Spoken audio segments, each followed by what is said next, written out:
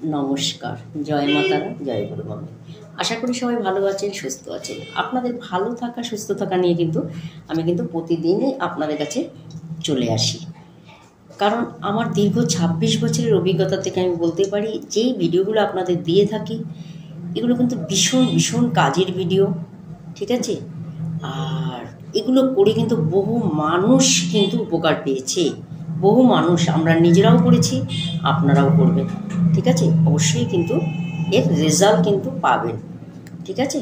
প্রয়োজনে একবার ফোন করে নেবেন, অসুবিধা নেই, ঠিক আছে? সবাইকে বলি ফোন করতে পারেন, আমি কিন্তু সবার ফোন ধরি। কারণ ফোন ধরি না এরকম না, আমি কিন্তু সবার ফোন ধরি, ঠিক আছে? অবশ্যই ফোন করে নিতে পারেন যদি কোনো সমস্যা থেকে থাকে। যাই হোক, আজকে বলবো এই ভিডিওগুলো দেখার জন্য অন্তত সাবস্ক্রাইবটা করে রাখবেন, তাহলে কিন্তু আমি এই ধরনের উপকারগুলো আপনাদেরকে দীর্ঘদিন ধরে করে যেতে পারবো। অতীত, বর্তমান, ভবিষ্যৎ এইভাবেই আপনাদেরকে কিন্তু আমি কাজ দিয়ে যাব। কারণ কাজ দিতে না পারলে একজন জ্যোতিষীর কিন্তু কোনো মূল্য নেই। প্রথম হচ্ছে কাজ। তোমাকে মানুষ কেন ভালোবাসবে? তুমি যাকে কাজ দিতে পারবে সেই তোমাকে ভালোবাসবে, এটা অবশ্যই। যাই হোক, এবার কাজের কথায় আসি। পাওনা টাকা কিভাবে আদায় করবেন? বহু মানুষ আমাকে ফোন করে, তাদের উদ্দেশ্যে বলছি যে পাওনা টাকা কিভাবে আপনারা আদায় করবেন। সেটা যদি কাউকে ধার দিয়ে থাকেন, বা কোনো রকম কেউ সুদের কোনো ব্যবসা করে থাকেন, বা ব্যবসার এমনি আপনি যে কর্মস্থলে যাচ্ছেন, যে ব্যবসাটা করছেন সেখান থেকেও হয়তো প্রচুর টাকা ধার পড়ে গেছে, ধার হয়ে গেছে মার্কেটে, আপনি কিছুতেই টাকাগুলো তুলতে পারছেন না। যদি আপনার বহু টাকা ধার হয়ে থাকে, ধরেন টাকা ধার হয়ে গেছে, কিছুতেই তুলতে পারছেন না, হয়তো ভালো হাসি মুখে নিয়েছে, যখন টাকাটা চাইছেন তখন হয়তো দেখা যাচ্ছে আর হাসি মুখ আর নেই, বা ভালো ব্যবহারও তখন আর থাকে না। কারণ কেউ যদি সময় মতো টাকা আপনাকে না দিতে পারে, সেক্ষেত্রে কিন্তু আপনার নিশ্চয়ই তার উপরে আপনার বিরক্ত হবে, এবং হয়তো সেই ক্ষেত্রে আপনি হয়তো কাউকে উল্টোপাল্টা কিছু বলেও বসবে। কারণ প্রয়োজনে যদি আপনি না পান, সেক্ষেত্রে স্বাভাবিক কিন্তু মানুষের উপরে বিরক্ত হয়। সেই ক্ষেত্রে কি করবেন? দেখুন, বিরক্ত করলে তো হবে না, গায়ে হাত দিলে হবে না, অশান্তি করলে হবে না। টাকা এমন একটা জিনিস, যার হাতে চলে যায় তার হয়ে কিন্তু কথা বলে, এটা তো আপনারা শুনেছেন। তা যাই হোক, যদি কাউকে টাকা দিয়ে থাকেন, সেখান থেকে আপনি টাকাটা কিভাবে পাবেন, কিভাবে রিটার্ন পাবেন, সেই ক্ষেত্রে আপনাকে আজকে আমি জানাবো কি করবেন। দেখুন, টাকা দেওয়ার সময় কিন্তু কোনো সমস্যা হয় না, ঠিক আছে? বা ধার দেওয়ার সময় কোনো সমস্যা হয় না।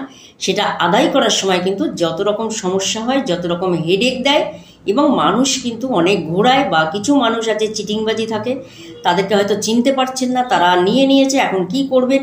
সেখান থেকে টাকাটা আদায়ও করতে পারছেন না, ঠিক আছে? এখন কি করবেন সেই উপায়টাই আমি বলে দিচ্ছি। এটা হচ্ছে মেন উপায়টা হচ্ছে মেন কীভাবে আদায় করবেন। আচ্ছা, আপনি আপনার বাড়ির ঠিক বাড়ির সদর দরজার ওখানে আপনি একটি ঘট রাখবেন, একটি জলপূর্ণ ঘট রাখবেন, একটি ঘটি রাখবেন। সেটা আপনি একটা টেবিলে, টুলে, আপনি যে কোনো জায়গায় একটা উপরে একটা জলের ঘট ভরে রেখে দেবেন, ঠিক আছে? আচ্ছা, ঠিক বেরোনোর সময় ওর মধ্যে একটি কাঁচা টাকার একটা কয়েন নিয়ে ওই ঘটের মধ্যে ফেলে দেবেন, ঠিক আছে? পিতল বা কাঁসার একটি ঘট নিলেও হবে, পিতলের হবে, তামার হবে, যে কোনো একটা ঘট এই ধরনের নেবেন। তার মধ্যে বেরোনোর সময় একটা কাঁচা টাকার কয়েন কিন্তু আপনি ওর মধ্যে জলের মধ্যে ফেলে দেবেন, ঠিক আছে? দিয়ে আপনি প্রণাম করে বেরিয়ে যাবেন।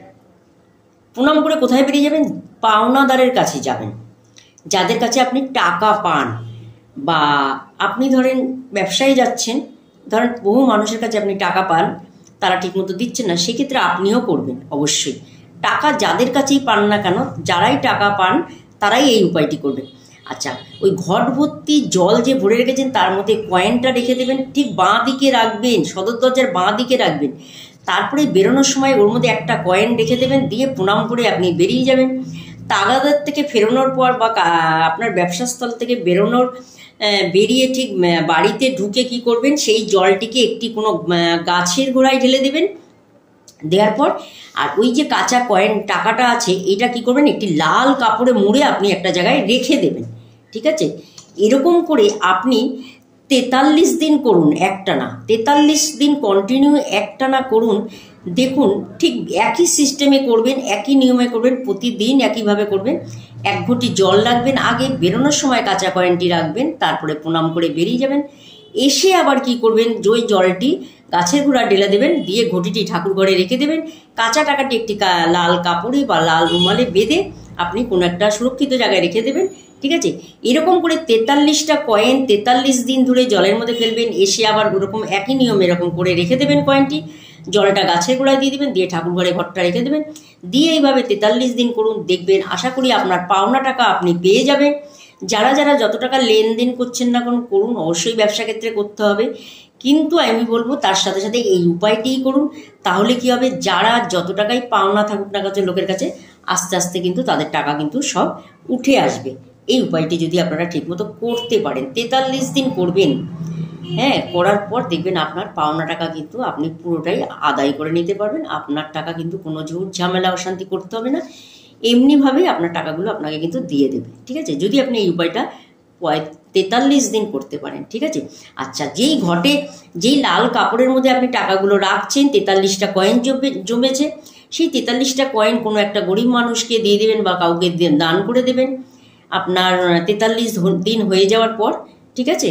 তাহলে কিন্তু দেখবেন আপনার পাওনা টাকা কিন্তু আপনি সব পেয়ে যাবেন, ঠিক আছে।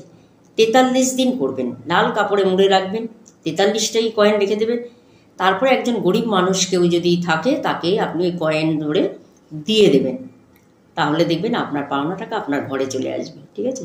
অবশ্যই করবেন, ভালো থাকবেন, তাতে সবাই পাওনা টাকা কিন্তু আদায় করতে পারবে, ঠিক আছে। নমস্কার।